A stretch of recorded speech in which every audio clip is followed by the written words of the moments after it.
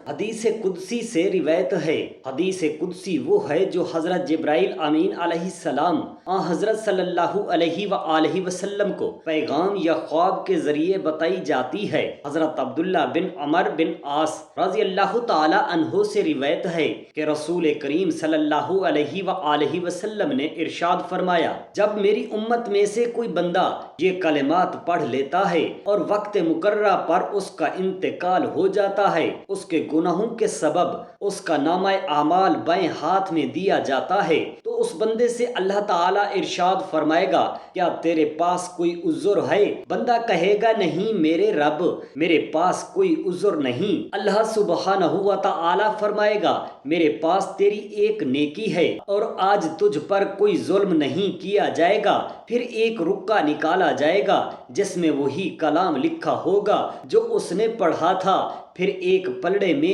ان کے سارے گناہ جو 99 دفتر تھے وہ ایک پلڑے میں رکھ دیے گئے اور دوسرے پلڑے میں وہ رکا رکھ دیا جائے گا، تو رکا والا پلڑا بھاری ہو جائے گا۔ تو اللہ تعالیٰ کے فرشتے تعجب سے عرض کریں گے، پروردگار یہ تو جنتی ہے۔ اللہ تعالیٰ ارشاد فرماتا ہے، یہ کلام پڑھنے سے اس کی مغفرت و بخشش ہو گئی۔ بسم اللہ الرحمن الرحیم۔ السلام علیکم ورحمۃ اللہ۔ محترم ناظرین، حضرت موسیٰ علیہ السلام کے زمانہ میں بنی اسرائیل کا ایک بڑا عالم زاہد و عابد تھا جس کا نام بلعام بن باعورہ تھا۔ وہ بنی اسرائیل کی قوم میں سے تھا مگر جبارین کی بستی میں رہتا تھا جو ملک شام میں واقع تھی۔ اس کی بیوی اس قوم جبارین سے تھی۔ بلعام بن باعورہ اس وقت کا بڑا عالم تھا، اللہ تعالیٰ کا اسم اعظم جانتا تھا، مقبول الدعا تھا، اپنے گھر میں بیٹھ کر عرش العظم کو دیکھا کرتا تھا،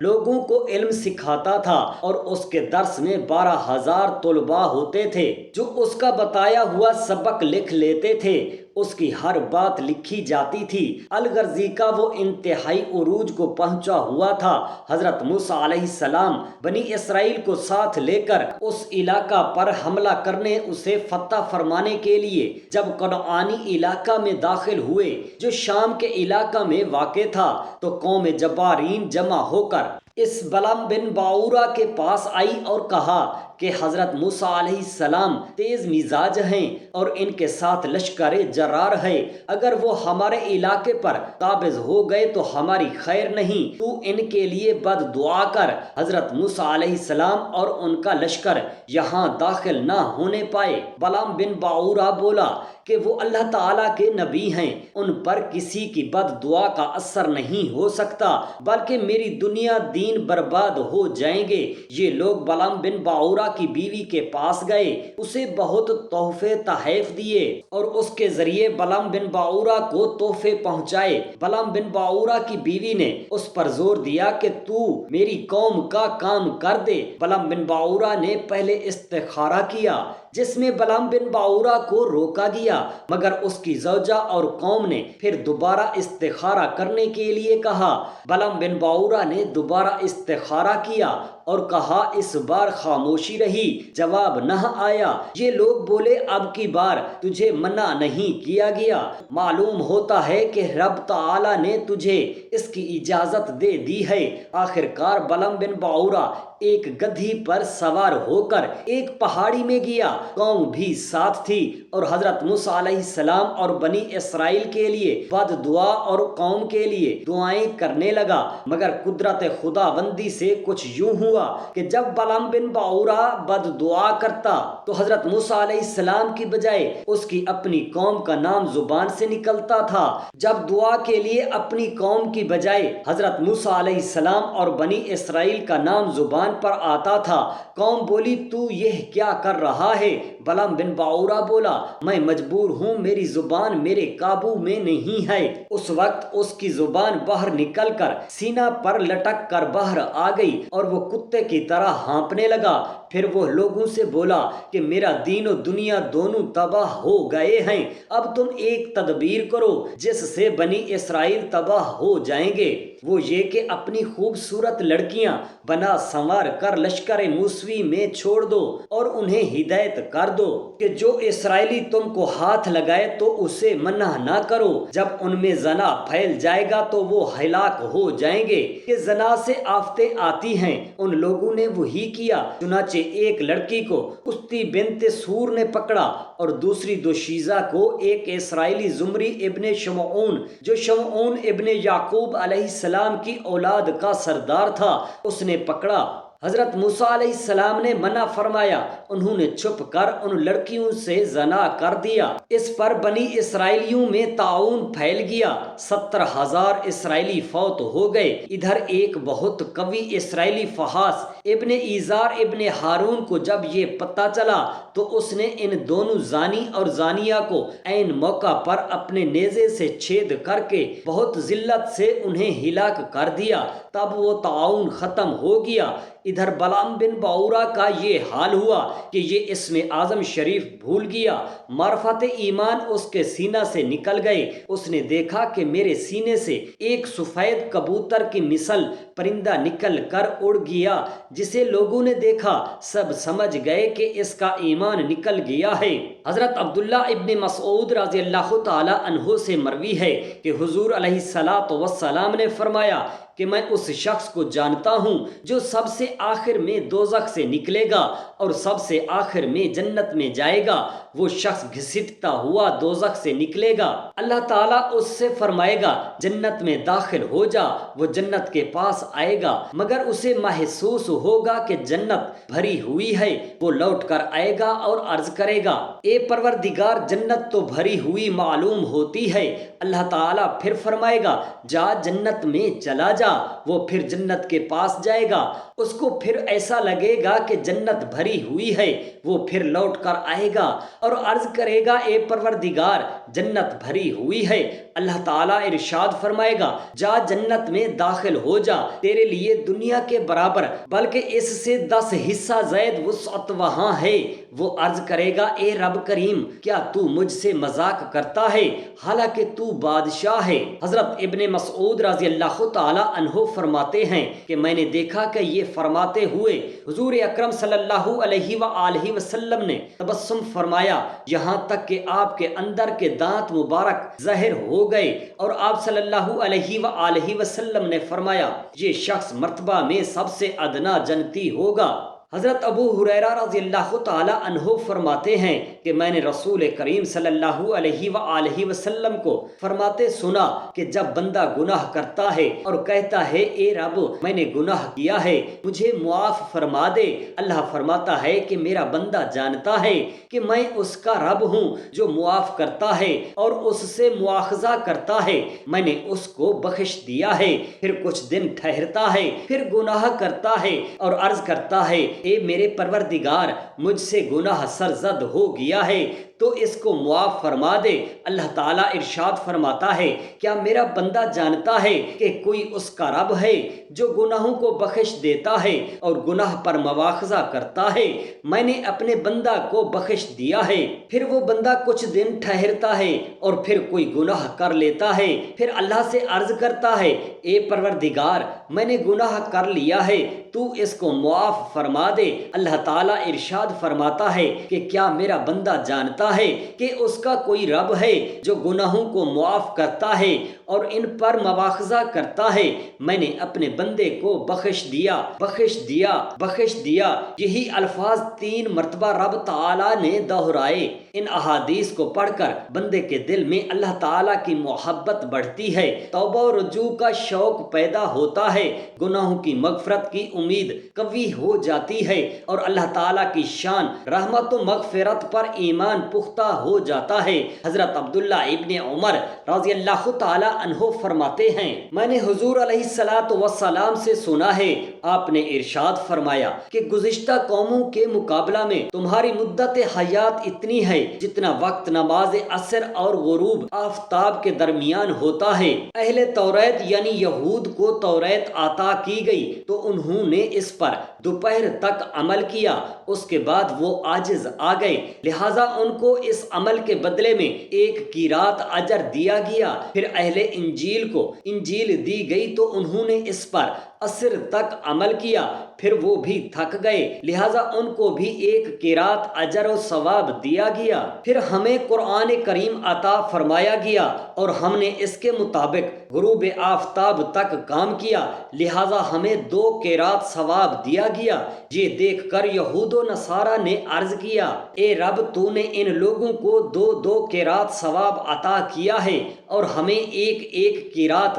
حالانکہ ہم نے ان سے زیادہ کام کیا ہے۔ اللہ تعالیٰ نے ارشاد فرمایا کہ کیا میں نے تمہارے اجر و ثواب میں سے کچھ کم کیا ہے؟ انہوں نے جواب دیا کچھ نہیں، تو اللہ تعالیٰ ارشاد فرماتا ہے کہ یہ تو میرا فضل و کرم ہے، جس کو چاہتا ہوں دیتا ہوں۔ حضرت ابو ہریرہ رضی اللہ تعالی عنہ سے مروی ہے، حضور نبی اکرم صلی اللہ علیہ وسلم نے ارشاد فرمایا کہ اللہ تعالیٰ فرماتا ہے کہ آدمی کا ہر عمل اس کے لیے ہے سوائے روزہ کے، کیونکہ روزہ میرے لیے ہے اور میں ہی اس کی اجر ہوں اور میں ہی اس کی جزا دوں گا۔ روزے جہنم سے بچانے کے لیے ڈھال ہیں، تم میں سے کوئی جب روزہ سے ہو تو اس دن نہ تو فحش بکے، نہ عورت کے ساتھ بے لباس ہو، نہ شور و غل کرے، اگر کوئی اسے گالی دے یا اس سے لڑنا چاہے تو اس سے کہہ دے میں آج روزے سے ہوں۔ اس ذات کی قسم جس کے قبضہ میں محمد صلی اللہ علیہ وسلم کی جان ہے، روزہ دار کے منہ کی بدبو اللہ تعالیٰ کے نزدیک مشک کی خوشبو سے بہتر اور اچھی ہے۔ روزہ دار کے لیے 2 خوشیاں ہیں، ایک خوشی تو اس وقت حاصل ہوتی ہے جب وہ روزہ کھولتا ہے، اور دوسری خوشی اس وقت حاصل ہوگی جب وہ اپنے رب تعالیٰ سے ملے گا۔ حضرت انس بن مالک رضی اللہ تعالی عنہ فرماتے ہیں کہ میں نے نبی کریم صلی اللہ علیہ وسلم کو فرماتے ہوئے سنا کہ اللہ تعالیٰ ارشاد فرماتا ہے کہ جب میں اپنے بندے کو اس کی 2 پیاری چیزوں کے ذریعے آزمائش میں مبتلا کرتا ہوں اور وہ صبر کرتا ہے تو میں اس کی آنکھوں کے عوض اس کو جنت دیتا ہوں۔ 2 پیاری چیزوں سے مراد دونوں آنکھیں ہیں۔ حضرت جندب رضی اللہ تعالی عنہ روایت کرتے ہیں کہ حضور اکرم صلی اللہ علیہ وآلہ وسلم نے ارشاد فرمایا کہ ایک آدمی نے یہ کہہ دیا کہ اللہ تعالیٰ کی قسم، اللہ تبارک و تعالیٰ فلاں شخص کی مغفرت نہیں فرمائے گا۔ اللہ تعالیٰ نے فرمایا کون ہے جو میرے بارے میں قسم کھا رہا ہے کہ میں فلاں کی مغفرت نہیں فرماؤں گا؟ سن لے، میں نے اس شخص کو بخش دیا اور تیرے قسم کھانے والے کے اعمال ریگاں کر دیے۔ حضرت ابو ہریرہ رضی اللہ تعالی عنہ سے مروی ہے کہ حضور اکرم صلی اللہ علیہ وآلہ وسلم نے ارشاد فرمایا کہ اللہ عز و جل فرماتا ہے کہ قیامت کے دن میں 3 آدمیوں کا دشمن ہوں گا، ایک وہ شخص جس نے مجھ سے اپنے عہد کو توڑ دیا اور بد عہدی کی، دوسرا وہ عہد کیا اور پھر اپنے عہد کو، وہ شخص جس نے کسی آزاد آدمی کو فروخت کر دیا اور اس کی قیمت کھا لی، تیسرا وہ شخص جس نے مزدور سے کام تو پورا لے لیا مگر مزدور کو مزدوری نہیں ادا کی۔ حضرت ابو ہریرہ رضی اللہ تعالی عنہ مرفوعاً روایت کرتے ہیں کہ اللہ تبارک و تعالی فرماتا ہے کہ کاروبار میں 2 شریکوں کے درمیان میں تیسرا ہوتا ہوں جب تک ایک شریک اپنے دوسرے ساتھی کے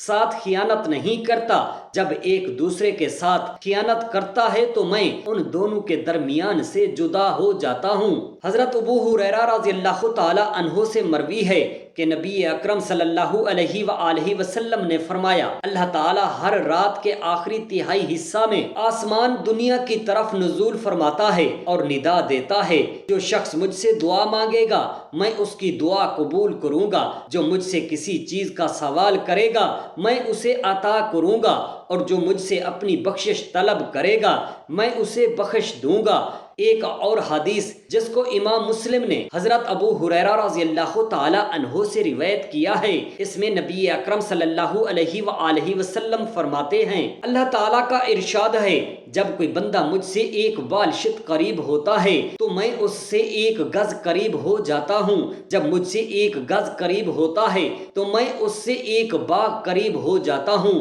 اور اگر میرے پاس چل کر آتا ہے تو میں اس کے پاس دوڑ کر آتا ہوں۔ حضرت انس بن مالک رضی اللہ تعالی عنہ مرفوعاً روایت کرتے ہیں کہ اللہ تعالیٰ اس شخص سے جو جہنم میں سب سے ہلکے عذاب میں ہوگا فرمائے گا کہ اگر زمین کی تمام چیزیں تیری ملکیت میں ہوتی جہنم سے چھٹکارا حاصل کرنے کے لیے تو وہ سب دے دیتا، وہ کہے گا ہاں، پھر اللہ تعالیٰ فرمائے گا کہ میں نے تجھے اس سے بہت آسان چیز کا حکم دیا تھا جب تو آدم کی پشت میں تھا کہ تو میرے ساتھ کسی کو شریک نہ ٹھہرا، اگر تو نے میرا حکم نہیں مانا اور شرک کیا۔ حضرت ابو ہریرہ اور حضرت ابو سعید خدری رضی اللہ تعالی عنہم سے روایت ہے کہ حضور اکرم صلی اللہ علیہ وآلہ وسلم نے فرمایا کہ جب کوئی بندہ کہتا ہے لا الہ الا اللہ واللہ اکبر، اللہ کے سوا کوئی معبود نہیں اور اللہ بہت بڑا ہے، تو اللہ فرماتا ہے میرے بندے نے سچ کہا، میرے سوا کوئی معبود نہیں اور میں ہی سب سے بڑا ہوں۔ پھر جب بندہ کہتا ہے لا الہ الا اللہ وحدہ، اللہ وحد و یکتا کے علاوہ کوئی معبود برحق نہیں، تو اللہ عز و جل ارشاد فرماتا ہے میرے بندے نے سچ کہا، میرے سوا کوئی معبود نہیں، میں یکتا و تنہا ہوں۔ جب بندہ کہتا ہے لا الہ الا اللہ لا شریک لہ، اللہ کے سوا کوئی معبود نہیں اور اس کا کوئی شریک نہیں، تو اللہ تبارک و تعالی ارشاد فرماتا ہے میرے بندے نے سچ کہا، میرے سوا کوئی معبود نہیں اور نہ کوئی میرا شریک ہے۔ اور جب بندہ کہتا ہے لا الہ الا اللہ لہ الملک ولہ الحمد، اللہ کے سوا کوئی معبود نہیں، ساری بادشاہت اس کی ہے اور تمام تعریفیں اس کے لیے ہیں، اللہ ارشاد فرماتا ہے میرے بندے نے سچ کہا، میرے سوا کوئی معبود نہیں اور میری ہی بادشاہت ہے اور میرے ہی لیے تمام تعریف ہے۔ جب بندہ کہتا ہے لا الہ الا اللہ لا حول ولا قوت الا باللہ، اللہ کے سوا کوئی معبود نہیں، برائی سے روکنے کی صلاحیت اور برائی کرنے کی طاقت اللہ ہی سے ملتی ہے، اللہ ارشاد فرماتا ہے میرے بندے نے سچ کہا، میرے سوا کوئی معبود نہیں اور برائی سے روکنے کی صلاحیت اور بھلائی کرنے کی طاقت صرف مجھی سے ملتی ہے۔ راوی حدیث ابو اسحاق فرماتے ہیں کہ پھر از ابو مسلم نے کچھ فرمایا جسے میں سمجھ نہیں سکا، میں نے ابو جعفر سے پوچھا کہ انہوں نے کیا کہا تھا؟ ابو جعفر نے جواب دیا کہ جس شخص کو موت کے وقت ان تسبیحات کی توفیق نصیب ہوئی اسے دوزخ کی آگ نہیں چھوئے گی۔ حضرت عبداللہ بن عمر بن عاص رضی اللہ تعالی عنہ سے روایت ہے کہ حضور علیہ الصلوۃ والسلام نے فرمایا کہ قیامت کے دن اللہ تعالی میری امت میں سے ایک شخص کو چن کر الگ کر لے گا، پھر اس پر 99 دفتر کھولے جائیں گے، ہر دفتر کی لمبائی تا حد نگاہ ہوگی، پھر اللہ تعالیٰ ارشاد فرمائے گا کیا تجھے ان میں سے کسی گناہ کا انکار ہے؟ کیا میرے لکھنے والے حافظوں کرامن کاتبین نے تجھ پر ظلم کیا ہے؟ بندہ عرض کرے گا نہیں میرے رب۔ اللہ ارشاد فرمائے گا کیا تیرے پاس کوئی عذر ہے؟ بندہ کہے گا نہیں میرے رب، میرے پاس کوئی عذر نہیں ہے۔ اللہ سبحانہ و تعالی فرمائے گا میرے پاس تیری ایک نیکی ہے اور آج تجھ پر کوئی ظلم نہیں کیا جائے گا۔ پھر ایک رکا نکالا جائے گا جس میں لکھا ہوگا اشہد ان لا الہ الا اللہ و اشہد ان محمدن عبدہ و رسولہ، میں گواہی دیتا ہوں کہ اللہ کے سوا کوئی معبود نہیں اور میں گواہی دیتا ہوں کہ محمد صلی اللہ علیہ وآلہ وسلم اللہ کے بندے اور اس کے رسول ہیں۔ اللہ تعالیٰ اس سے فرمائے گا کہ اپنے ترازو کے پاس حاضر ہو۔ وہ بندہ عرض کرے گا اے پروردگاران، دفتروں کے مقابلہ میں اس رکا کی کیا حیثیت ہے۔ اللہ تعالیٰ فرمائے گا تجھ پر آج کوئی ظلم نہیں کیا جائے گا۔ حضور اکرم صلی اللہ علیہ وآلہ وسلم نے فرمایا پھر اس سارے دفتر ایک پلڑے میں رکھ دیے جائیں گے اور وہ رکا ایک پلڑے میں رکھا جائے گا۔ دفتروں والا پلڑا ہلکا ہو جائے گا اور رکا والا پلڑا بھاری ہو جائے گا۔ اس پر فرشتے تعجب سے عرض گزار ہوں گے یہ تو جنتی ہے۔ اللہ تعالیٰ فرمائے گا اس نے میرے ساتھ کسی کو شریک نہیں ٹھہرایا اور میرے محبوب کو حق کے ساتھ مانا، اس لیے اس کی مغفرت و بخشش ہو گئی۔ اللہ تبارک و تعالیٰ سے دعا ہے ہم تمام مسلمانوں کو روز محشر حضور نبی کریم صلی اللہ علیہ وآلہ وسلم کی شفاعت و زیارت نصیب فرمائے، آمین یا رب العالمین۔ جزاک اللہ خیرا کثیرا۔